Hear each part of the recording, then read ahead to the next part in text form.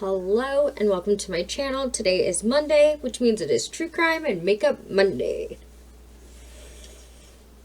As always, we have a content warning. Graphic content, descriptions of crime scenes, occasionally crimes against children, sexual assault, rape, and, of course, murder. This is your chance to exit now. Other than that, though, let's get started. Today we're going to be discussing Douglas Edward Gretzler. He was an American serial killer who, together with accomplice Willie Steelman, committed 17 murders in the states of Arizona and California in late 1973. All the victims were shot, strangled, or stabbed to death, and the majority of the murders were committed in the commission of robberies or for the purpose of eyewitness elimination. Gretzler and Steelman were both tried separately and convicted for 11 of these murders in 1974 and 1975. Both were sentenced to death for 2 murders committed in Arizona. Each received sentences of life imprisonment relating to 9 murders committed in Victor, California in November of 1973. Gretzler was executed by lethal injection at Florence State Prison in June 1998, while Steelman died of cirrhosis in August 1986 while incarcerated on death row at this facility. The saga of the murders committed by Gretzler and Steelman have been referred to by contemporary reporters and a documentary director as the greatest murder story never told. Douglas Edward Gretzler was born on May 21st, 1951 in the Bronx, New York, the second of 4 children born to Norton Tillotson Gretzler and his wife, Janet. His father served as president of the Tuckahoe School District, and his mother was a homemaker. In the early 1950s, the Gretzlers moved to the working-class suburb of Tuckahoe, where they were regarded as upstanding residents. The childhood of the younger Gretzler children was married with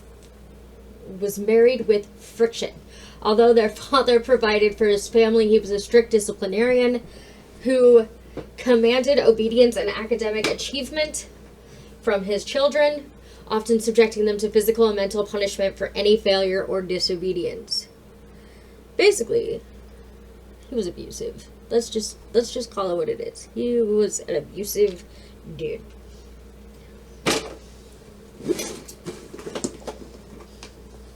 Take. Not that that's an excuse for what his son did, but yeah.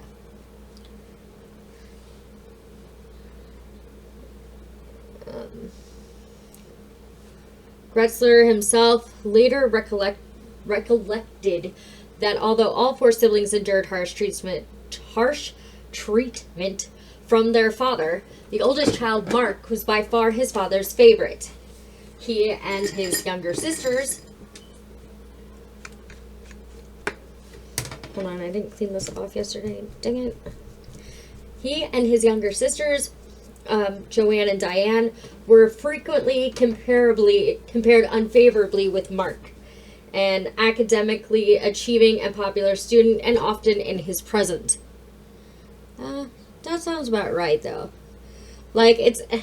And it is usually, for some reason, the older child that is the favorite. I know people think it's the youngest, but, I've noticed in a lot of these stories that I do, that, the favorite is the oldest, and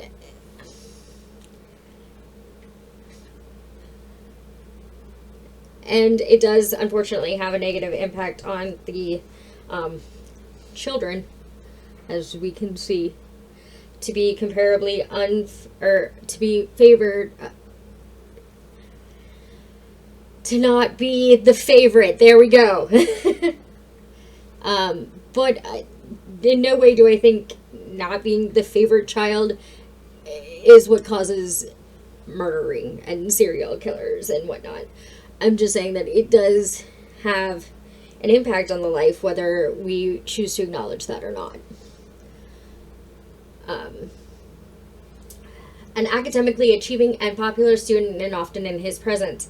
By contrast, Gretzler was an unmotivated student who typically achieved C or D grades and performed only moderately as a Boy Scout.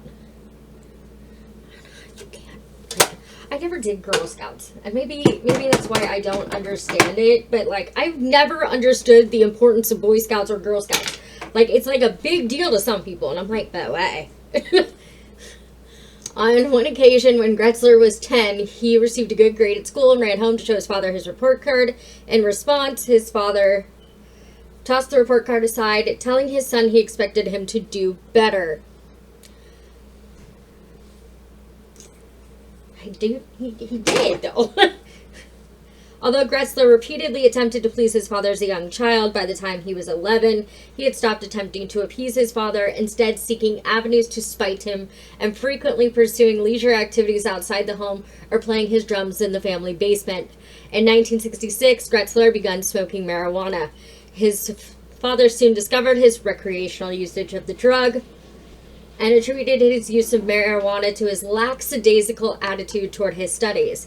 A heated argument ensued, which culminated in Gretzler's father grabbing him by the collar and pushing him against a bedroom partition, causing the two to fall onto the bathroom floor. According to Gretzler, following his father's discovery of his usage of marijuana, he never failed to remind him of his utter disappointment in him, and although his parents arranged weekly family counseling sessions and efforts to improve family relations, the sessions yielded little progress. On August 16, 1966, the oldest of the Gretzler children, Mark committed suicide by shooting himself in the head in his bathroom at the age of 17.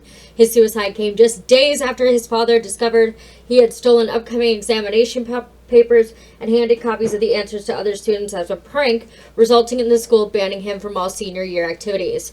His suicide note offered no further explanation for choosing to end his life, but simply thanked an aunt for lending him the gun. Could you imagine that? Like, you reading this letter and in front of this aunt who gave, or aunt, I say both, who gave you, let you borrow this gun. And essentially, then the child used to, I would not be able to, like, live with myself for that. Like, I would be,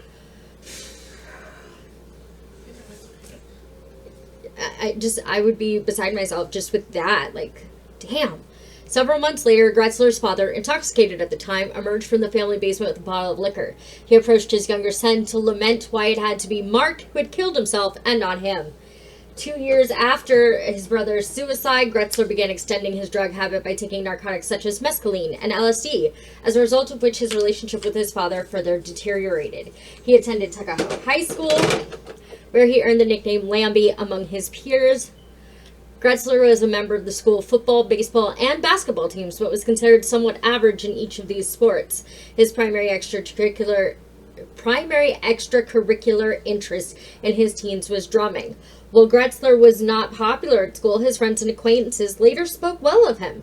After graduating in 1969, Gretzler chose not to continue his education, instead deciding to become an auto mechanic. He worked for several months in a local car service. The following year, Gretzler left New York and relocated to Florida, where he met a young woman named Judith Isle, who hailed from Manhattan. The couple began dating and shortly thereafter announced their engagement. Shortly after their February 1970 marriage in Miami-Dade County, Florida, the Gretzlers returned to the Bronx, where they bought an apartment. Not brought. Why can I not speak today? However, although Gretzler held a variety of jobs, he invariably left his employment of his own volition after a matter of days or weeks, frequently leading to arguments with his wife, who worked full-time in a local bank.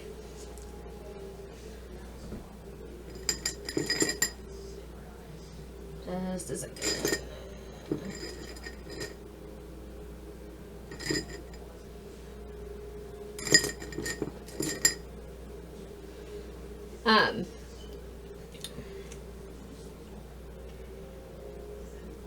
In 1972, Judith gave birth to their daughter Jessica. Initially, Gretzler relished his role as a father. although he soon began to tire of the continuous responsibility. However, he was never harsh or directly neglectful to the child, instead opting to leave her in the care of his wife as he spent increased amounts of time away from home. That's usually how that goes. It's always the man. The two began to experience increased financial difficulties, and Gretzler began committing petty crime, although he was never arrested for any of these acts. Via a wealthy relative, Gretzler inherited a generous trust fund of several $1,000s on his 21st birthday.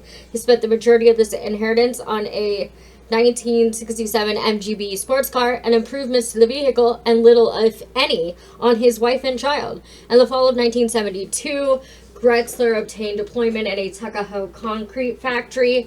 He held this job for a few months, although on December 26th, in part due to his worsening financial status and in part to shirk from his responsibilities as a husband and father, Gretzler abruptly abandoned both his job and his family altogether. Not surprising. He waited until his wife left the apartment with their baby before packing some belongings into a duffel bag and heading west in his MGB, with ambitions to ultimately relocate to Colorado. He arrived in Casper, Wyoming on December 27th and lived in this city for 6 months, undertaking a series of low-paying jobs before he was arrested for a minor traffic infraction and vagrancy on June 28, 1973. Approximately 8 weeks later, Gretzler left Wyoming and drove to Denver. Willie Luther Bell Steelman was born on March 21st, 1945, in San Joaquin County, California.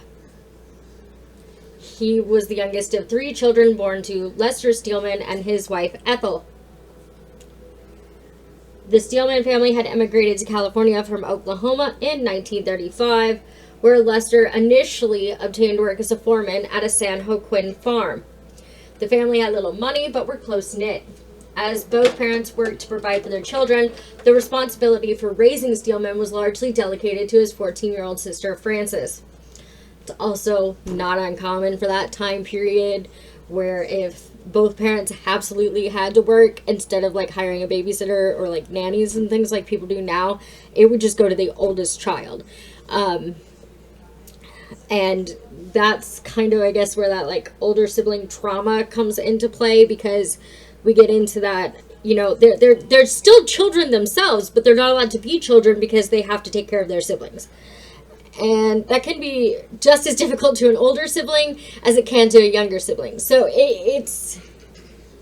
I really think that sibling trauma, as we're calling it nowadays, can go either way. It can be for the youngest, the oldest, the middle, usually the middle child, because, you know, we have that middle child syndrome. But it can go either way. And I think people fail to realize that the youngest doesn't always have it easy either. The oldest doesn't always have it easy. And the middle child often feels invisible. Steelman spent his childhood and adolescence in Lottie, where he attended the Lottie High School. During his school years, Steelman was not particularly popular with his peers and was considered a social outcast.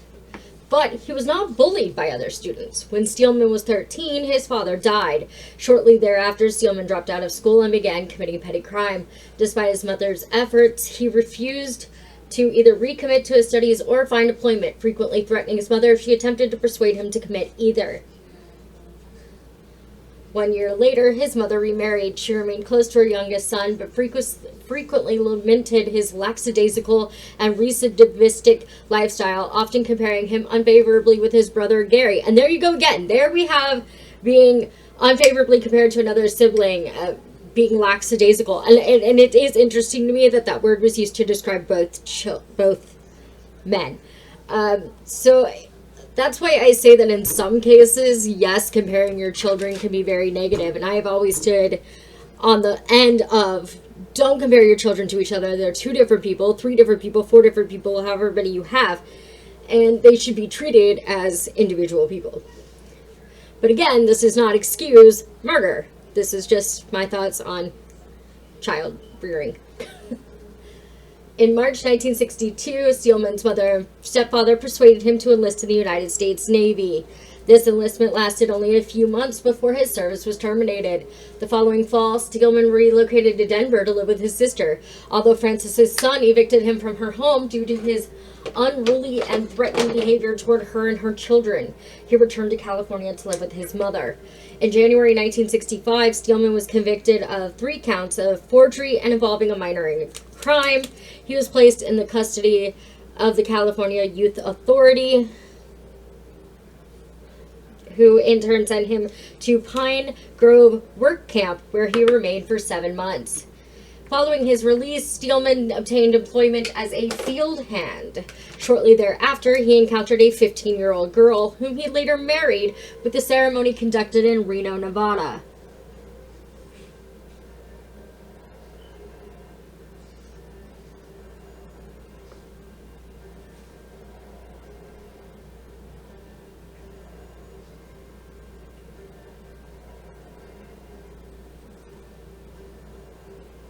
Sorry, give me just a second. It's hard to talk and do winged eyeliner at the same time.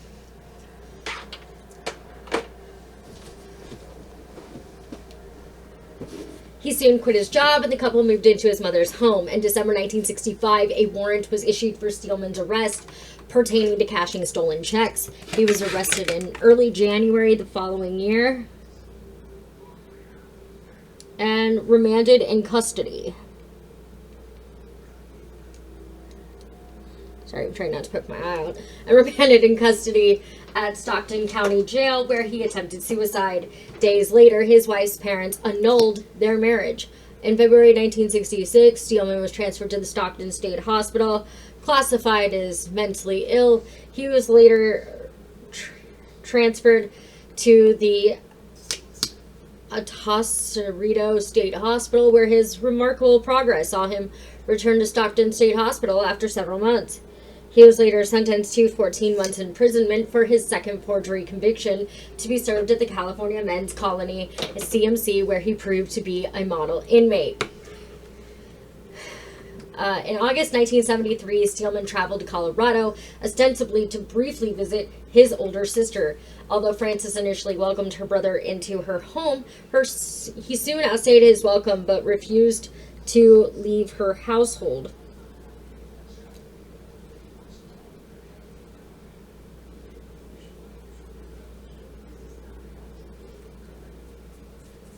That did not go the way I planned, but it's fine. We can fix it.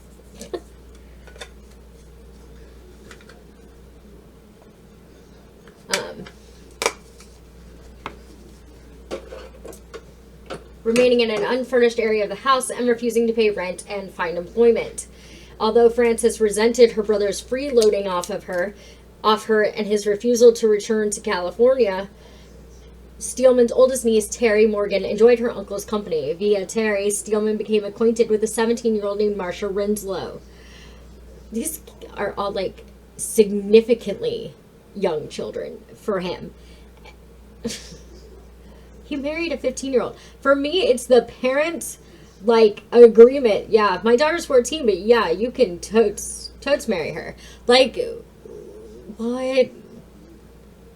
And like, they didn't, I guess back then, seem to find it odd that this was a grown-ass man. I don't know, there are so many red flags there.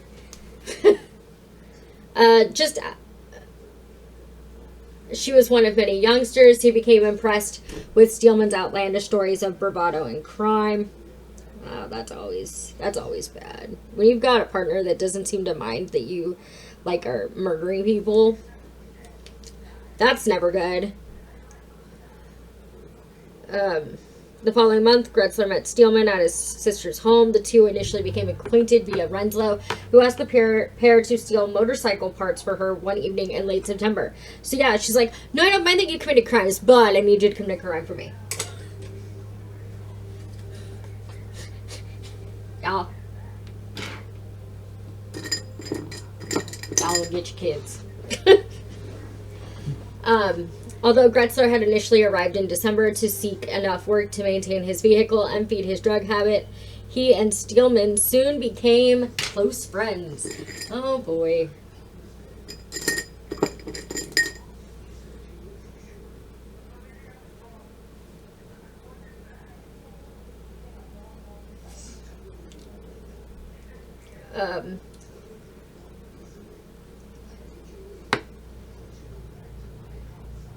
The pair frequently discussed their mutual desire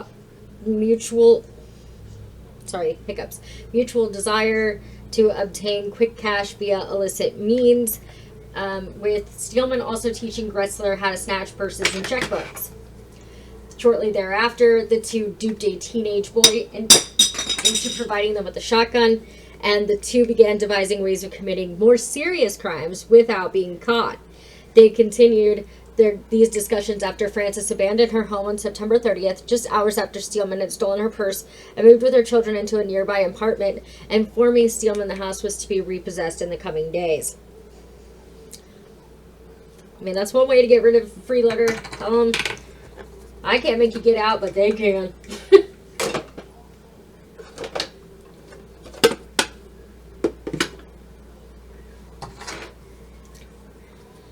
Within days of Frances and her children leaving her home, Steelman announced to Gretzler and Renslow his decision to relocate from Denver to someplace warmer, maybe Phoenix. Gretzler agreed to accompany him. Upon hearing this, Renslow asked if she could accompany the two, hoping to become reacquainted with a 21-year-old acquaintance named Catherine Mestites, with whom she was infatuated. The two agreed to her request, and the trio drove from Denver to Phoenix on October 9th.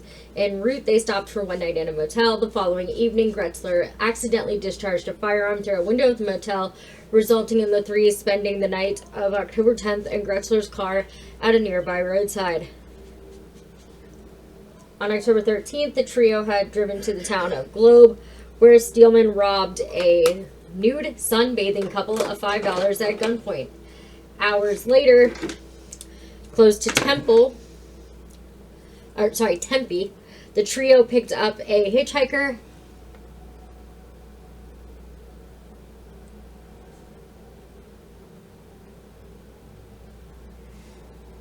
whom they drove to a secluded orange grove, stripped, pistol whipped, and robbed. The ring stolen from this hitchhiker netted the trio $60 at a Phoenix pawn shop. Hold on, I'm sorry. I'm going to get this out first. When they arrived in the city that evening, the trio spent the night of October 13th at the Stone Motel, resolving to drive the following morning to the address of the man whom Mestites had relocated to Phoenix with, Kenneth Unrain, 21.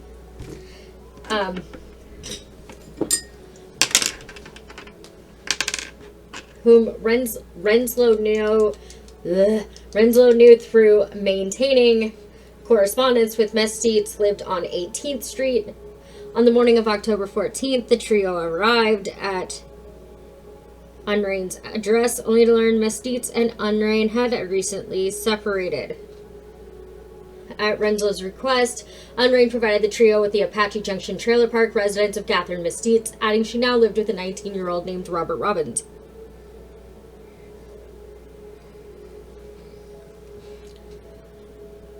Intentionally or otherwise, Unrain provided the incorrect address. 2 days later, out of cash and furious at being lied to, Steelman decided to return to Unrain's address.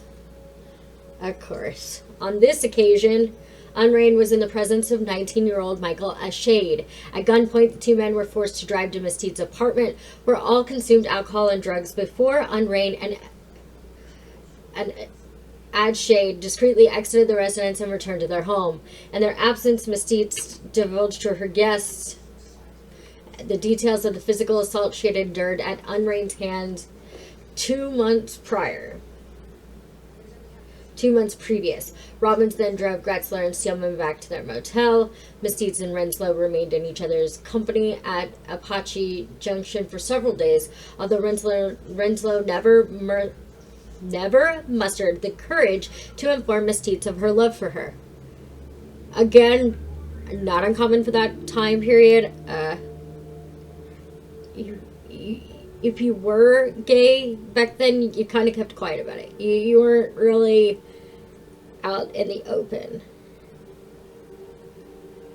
And if you think about it, it's still like that sometimes today in certain parts of the world. So, yeah,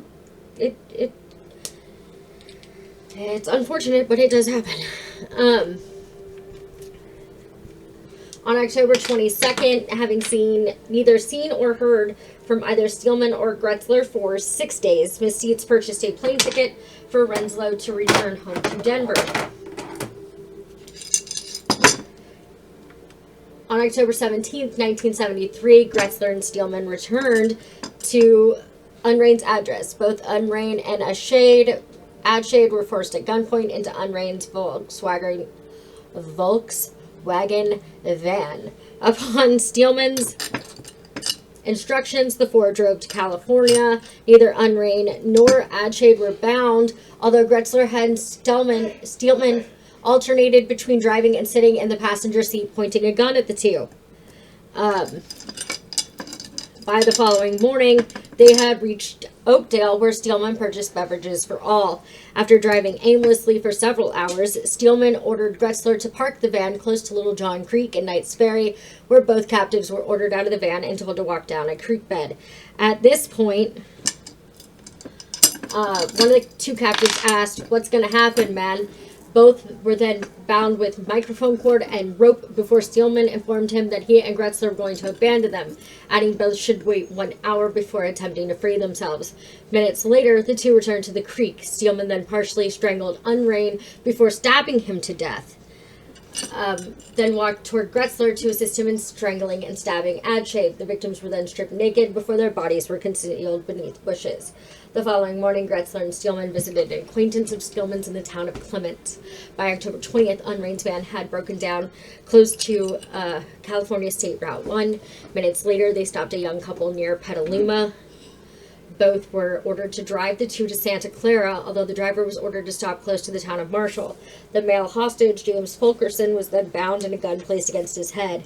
In response, Fulkerson referred to his companion by name, stating, "I know I don't have much say in this, but please don't hurt Eileen, okay? Please don't hurt her." This statement unnerved Steelman, who untied the young man and dragged him to his feet, informing him that he had every intention of blowing your fucking head off. 1 hour later, with the male hostage in the trunk of his car, Steelman attempted to rape Hollick, but was unable to sustain an erection. The couple were robbed, then released in Mountain View the following morning after Gretzler and Steelman stole a brown Ford sedan from a parking lot. Concerned both that Robbins and Dietz could ultimately link them to the disappearances of Unrain and Adshade, and aware the two teenagers they had released would soon inform police of their ordeal, Gretzler and Steelman decided to return to Phoenix. En route to Arizona, on October 21st, the two picked up an 18-year-old hitchhiker named Stephen Allen Logren close to Monterey Bay. Logren agreed to accompany the two to Arizona, also purchasing gasoline en route. Upon their arrival at Mesquite's address, Steelman was informed Renslow had returned to Denver. He also introduced Lugren as a friend from California. The five spent the evening and early hours drinking, smoking, and taking drugs. By the early hours of October 23rd, Steelman had become resentful of Mesquite's discussions relating to topics such as white magic, astrology, and the concept of reincarnation. He also began to resent Lugren's discussions of sports-related topics. On the afternoon of October 23rd, Robbins drove Mesquite to work at the Playful Kitten massage parlor. In their absence, Steelman initiated a fight with Lugren, although Lugren, approximately 6 feet 1 inch tall and weighing 180 pounds, easily won this confrontation. In response, Steelman retrieved his shotgun and a sleeping bag, ordering the teenager out of the apartment as Gretzler followed, carrying the sleeping bag. The trio drove to a deserted gully close to the Superstition Mountains, where Steelman ordered Lugren out of the car to hand over his wallet and then crawl inside the sleeping bag. Steelman then shot the teenager in the head. The two then returned to the trailer. Neither Robbins or Mesquite inquired as to Lugren's whereabouts. Probably because they knew. I have to get a drink. I'm sorry. My meds are giving me dry mouth today.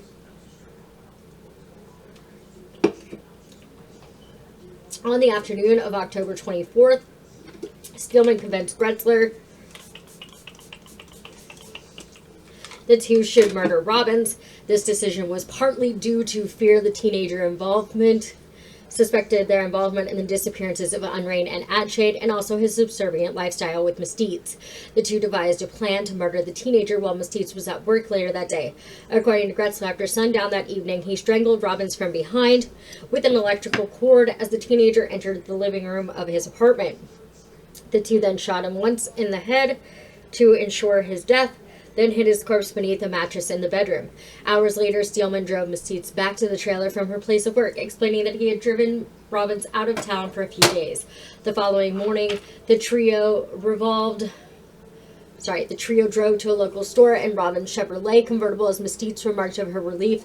Ken and Bob were out of her life, and her need to do some coke that afternoon prior to conducting a reading to direct her future.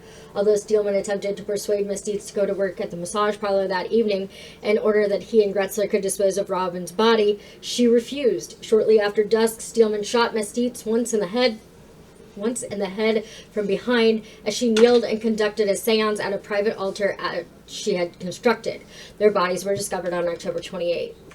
Within 24 hours of their murder,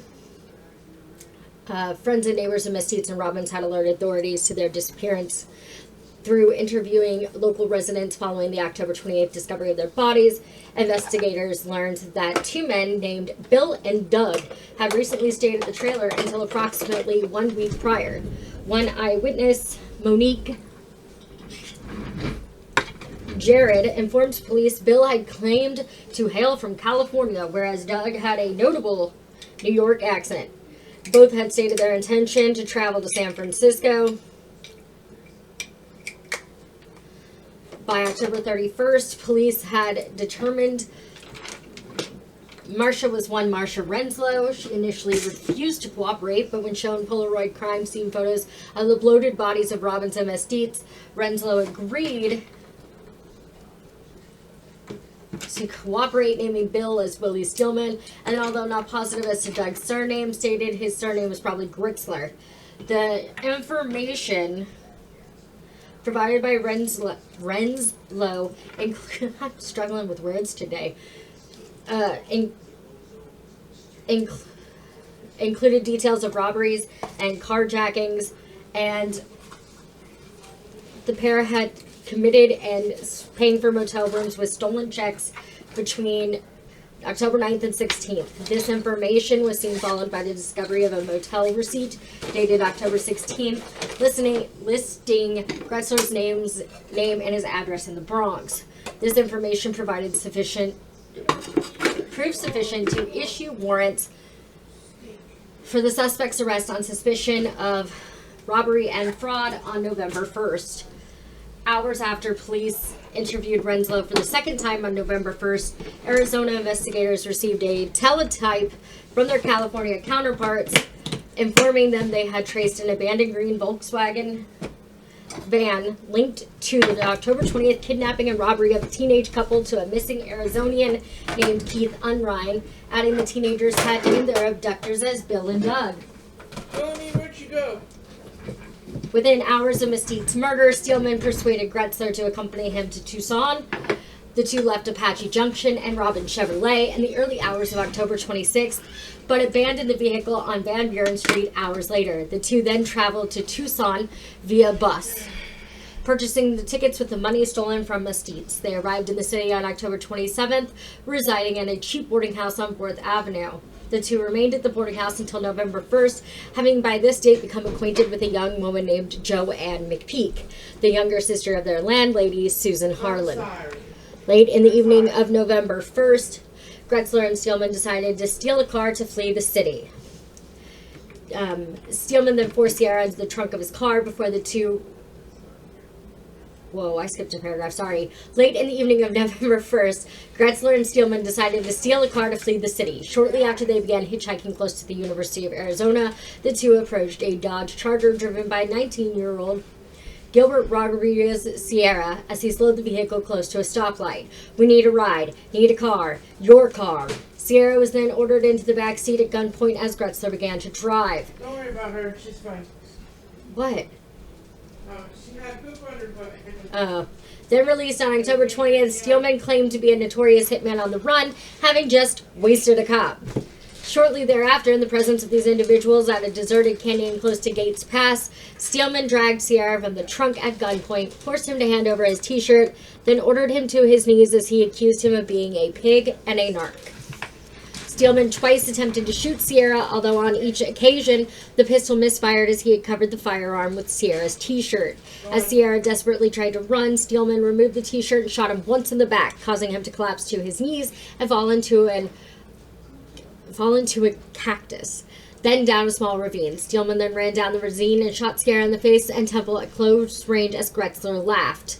The four then returned to Tucson and purchased amphetamines from a local drug dealer before spending the remainder of the night at a Maple Street drug den with a teenager named Donald Scott, whom they encountered at his address.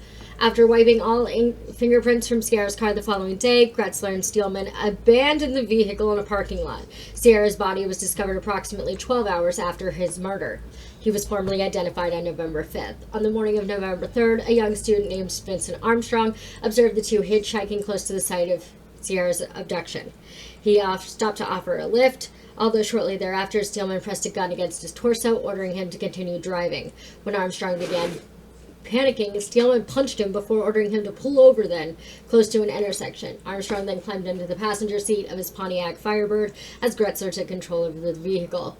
Armstrong threw himself headfirst from the passenger seat to the pavement, sustaining severe bruising and abrasions and shattering his glasses as Gretzler performed a U-turn directing the vehicle at him. Armstrong then scrambled over a low wall and ran into the grounds of a nearby church as Gretzler sped from the scene. Armstrong reached the home of an acquaintance where he reported his ordeal to the Tucson Police Department, who later recovered his broken glasses at the location of his escape. He was driven to a nearby hospital and given appropriate medical attention. Armstrong later assisted police in causing identikit drawings of his assailants. At Michael's request, after Armstrong had jumped from his vehicle, Gretzler and Steelman drove in an aimless manner around Tucson until they drove by a condominium in the Villa Paraiso complex close to Vine Street. They encountered a 20-year-old former Marine captain and student teacher named Michael Sandberg. Steelman threatened him with his gun before the pair forced him to take them to his condo, where his 32-year-old wife, Patricia, encountered the trio as she prepared food in the kitchen. Gretzler pressed a knife to her neck as Steelman informed the couple they were to remain hostages until after dark, after which they had be left unharmed. At Michael's request, Patricia was given Valium to help ease her nerves. She then prepared a sandwich for Gretzler before Steelman decided the two should adjust their appearances. Gretzler then dyed his blonde hair brown before Steelman shaved off his mustache and attempted to disguise a black eye he had recently received with Patricia's cosmetics. Both then changed into clean clothing from Michael's closet before Gretzler bound Patricia's arms behind her back with twine in order to sit on the floor of the bathroom. Michael was then forced to lie face down on the couple's bed before his ankles and neck were bound in a manner which ensured he could not move his ankles without choking himself. Minutes later, Patricia was dragged from the bathroom to the couch, where she was further bound before Gretzler walked into the bedroom and shot Michael in the head.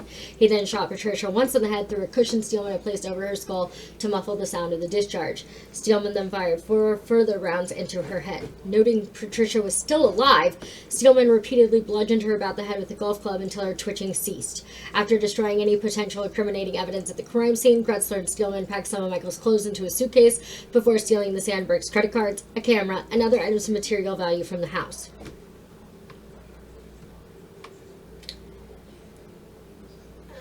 Immediately...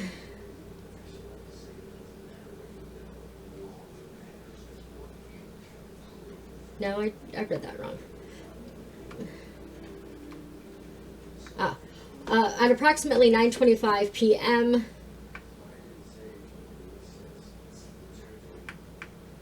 of November 6, 1973, Deborah's fiancé, 20-year-old Mark Lang, arrived at the Parkin residence by pre-arrangement to drive Deborah and her brother home. He was also taken hostage at gunpoint and allowed to comfort his weeping girlfriend. Walter and Joanne Parkin returned to their home at approximately 10:45 p.m. All adult hostages were then forced to hand over all the money and jewelry in their possession before, at Joanne's pleading, she was allowed to put her 2 children to bed in the master bedroom, pleading with the 2 to go to sleep in order that they become oblivious to the ongoing ordeal. Steelman then ordered the adult and teenage hostages, except Walter, into the bathroom, where Gretzler bound the hostages with nylon cord he had retrieved from the Sandbergs' vehicle. The male hostages were bound first before Wanda, then Deborah, and finally Joanne. All were ordered to sit in a semicircle inside a large walk-in closet in the master bedroom, while Gretzler observing the hostages as Steelman forced Walter to drive to the United Market to retrieve money from a floor safe he knew the Parkins kept at the supermarket. This robbery netted approximately $4,000. The two then returned to the Parkin residence, where Walter was also bound and placed in the walk-in closet. All adult hostages were then bound together by their ankles, then gagged. According to Gretzler, once the two had wiped their fingerprints from the surfaces they had touched, he exclaimed to Steelman, "Listen, why don't we just split? We got what we came for, let's just get out of here." Steelman refused, stating, "I said all along, no witnesses. I know you remember me saying it." Gretzler then shot and killed the two Parkin children in the master bedroom. Each was shot once between the eyes as they slept. The two had opened the walk-in closet, where the remaining 7 hostages had begun desperately screaming, writhing, and contorting. Richard Earl Sr. was then shot and wounded in the temple. Gretzler then shot Walter Parkin, Richard Earl Jr., Wanda Earl, Deborah Earl, and Joanne Parkin. After reloading his gun, Gretzler then shot Mark Lang to death before Steelman fatally shot Richard Sr. before repeatedly firing into the bodies of all the deceased and dying hostages inside the walk-in closet. Gretzler then consumed a slice of birthday cake and a bottle of wine found in the family kitchen as Steelman drank from a bottle of Seagram's as he searched for further money and valuables within the house. The two then left the Parkin household at approximately 1:20 a.m. 1 hour later, they checked into a Holiday Inn under the alias of W.J. Seams. At 3 a.m., a young house guest and employee of the Parkins, 18-year-old Carol Jenkins, returned to the Parkin residence. Although she noted 2 lights remained on, which should have been turned off, she decided not to investigate for fear of waking the family. Jenkins immediately fell asleep in her bed. 4 hours later, 2 friends of Mark Lang, having been alerted to his disappearance by his mother, discovered his Chevy Impala parked outside the Parkin residence. When the 2 friends knocked on the door of the property at approximately 7 a.m., Jenkins groggily agreed to ask the Parkins if they knew of Lang's whereabouts, believing the couple to still be asleep in the master bedroom. Jenkins entered this bedroom as Lang's friends remained in the hallway. One of the first responders to the scene would later state the first sight he observed as he arrived at Orchard Road, where 2 distraught males in their late teens or early 20s themselves, chasing and attempting to catch and comfort a young woman running in and out of the house, frantically flailing and screaming, "Oh my God." The officers entered the residence to discover the bodies of the 2 Parkin children in the master bedroom. Upon learning the children's babysitter, her boyfriend, and younger brother were unaccounted for, investigators drove to the Earl residence at 7:40 a.m. only to discover the house unoccupied and a loaded .410 shotgun upon Earl Jr.'s bed. Upon returning to Orchard Road, a sergeant named Stephen Mello searched a hallway leading to the family bathroom, where he discovered the remaining 7 casualties inside the walk-in closet. Just hours after the discovery of the 9 victims at Orchard Road, a Tucson investigator named David Aralanes secured updated arrest warrants for Gretzler and Steelman in relation to the Mesquite and Robbins murders, with bail for the fugitives set at $220,000 each. On November 8th, California investigators were also contacted by an individual who had been in their company for a brief period of time the previous afternoon, confirming Gretzler and Steelman had been in Lottie immediately prior to the murders at Orchard Road. The same day, Donald Scott also contacted authorities to state that Gretzler and Steelman could be involved in the killings, having discussed the imminent robbery of a Victor supermarket belonging to a Wally Parkin as he traveled with the 2 just days before. Arrest warrants were also issued for the 2 men in California, and their names, accompanied by a recent mugshot of Steelman, were published in the Sacramento Union on the morning of November 8th and the Sacramento Bee that afternoon. After leaving the Holiday Inn in the late morning of November 7th, Gretzler and Steelman drove north for several hours with agreed plans to ultimately reach Nevada. On the morning of November 8th, Steelman purchased a copy of the Sacramento Bee, only to observe his mugshot on the front page and to read he and Gretzler were the prime suspects in 11 homicides. Gretzler was observed entering the hotel and entering an elevator bound for his room on the 3rd floor. Police sealed the 2nd floor of the premises and positioned sharpshooters to cover every escape serving the 3rd floor. As he attempted to enter his room, Gretzler overheard an officer talking in hushed tones on the telephone behind the door. He fled to the 4th floor in a vain attempt to escape from the building, concealing the Derringer in a small portal above a doorway, before descending to the 2nd floor, raising his arms and waiting for his inevitable arrest. At 10:50 a.m., the first of over 70 armed officers arrived outside Kashula's apartment. Their presence was quickly noticed by Kashula, who became hysterical as police chief shouted through a bullhorn, "Willie Steelman, this is going to be your last chance to give yourself up peacefully." Although Steelman heard this message, he initially refused to surrender, first claiming to Kishula he was the victim of mistaken identity as he threatened to commit suicide before Kishula dissuaded him from doing so, then agreeing to surrender, but only if the media were present outside the apartment to record his arrest. And after the police chief persuaded a disc jockey to announce live on a local radio station that he and Kishula would not be harmed if they exited the apartment separately with their hands aloft, the chief negotiator agreed to these requests. Much of the money stolen from the United Market was discovered in the suspect's possession at the time of their arrest. This money was traced to a batch of notes issued to Walter Parkin shortly before the Orchid Road murders. In addition, Gretzler was found to have placed the Sanderberg's door key up on his keyring. We call it a souvenir.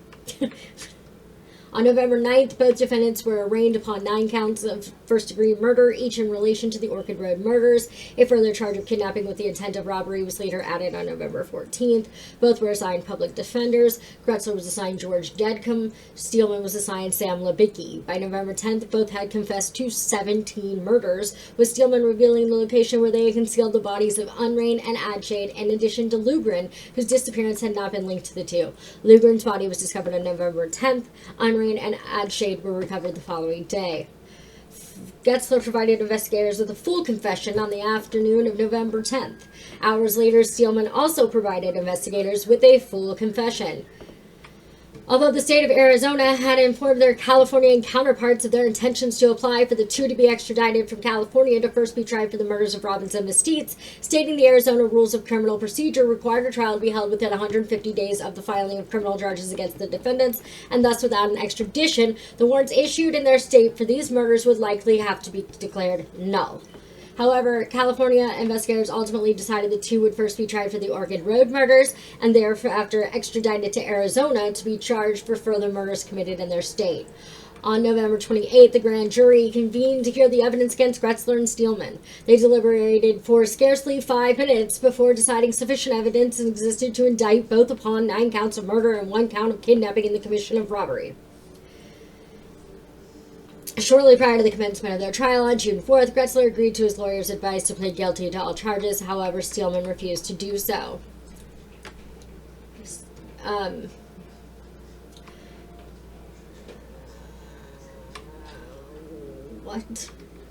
Anyway, following their Arizona trials for the murders of Michael and Patricia Sandberg, both men were transferred to death row at Florence State Prison to await execution. By the early 1980s, Steelman had developed serious health issues, including cirrhosis of the liver, which was diagnosed in 1983.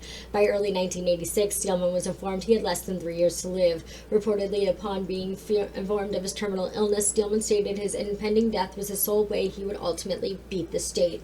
His health deteriorated rapidly throughout the summer, and he was discovered collapsed in a cell in the morning of August 7, 1986, and rushed to the Maricopa County Hospital, where he died that afternoon. Upon hearing of Steelman's death, the father of Patricia Sandberg of Roderick Mays stated, "It annoys me that he died of natural causes before he could be executed. He had been condemned to death at every level. I regretted such a long, drawn-out process with so many chances of appeal that he died of natural causes before he could be executed." Following his conviction, Gretzler shunned all contact from his family and the public alike for many years. He severed all contact with Steelman, reinstigated contact with his family, apologizing to them for the shame and stigma he had brought upon them, and wrote letters to his victims' relatives in which he expressed remorse for his actions and asked for forgiveness. In 1992, Gretzler was visited in prison by Jack Earl, a close relative of the Earl family. The two would meet frequently over the course of several years, with Gretzler disclosing to Earl his account of his life, his acquaintance with Steelman, and their subsequent actions in October and November of 1973. By 1998, Gretzler informed both his family and his attorney, Carrie Sandman, of his wish to cease any further efforts to postpone his impending execution. Douglas Gretzler was executed via lethal injection at Florence State Prison at 3:11 p.m. on June 3, 1998. His execution was the first to be conducted during daylight hours in the history of Arizona.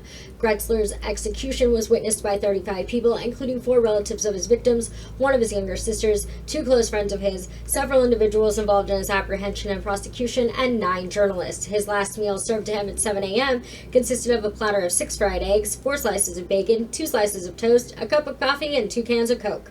Gretzler's request to wear his glasses at his execution in order that he could see his loved ones as he delivered his last words was granted. Immediately prior to his execution, Gretzler asked those present for forgiveness, and as his final words said the following: "From the bottom of my soul, I'm so deeply sorry and have been for years for murdering Patricia and Michael Sandberg. Though I am being executed for that crime, I apologize to all 17 victims and their families." Gretzler then turned towards his sister, telling her in Romanian that he loved her and his 2 granddaughters before stating in English, "Thank you for life's lessons learned." As the IV tube was administered to Gretzler's vein, he twice mouthed "I love you" and "bye" to his sister and friends. At the time of his execution, Gretzler was the longest serving death row inmate in Arizona's history. His body was later released to his family. And that is the story of Michael Gretzler, Douglas Gretzler and William, why did my brain just, Steelman, my brain just completely forgot the guy's name. As always, be cautiously kind to others, don't do anything I wouldn't do, and make good choices. And I'll see y'all next week. Bye!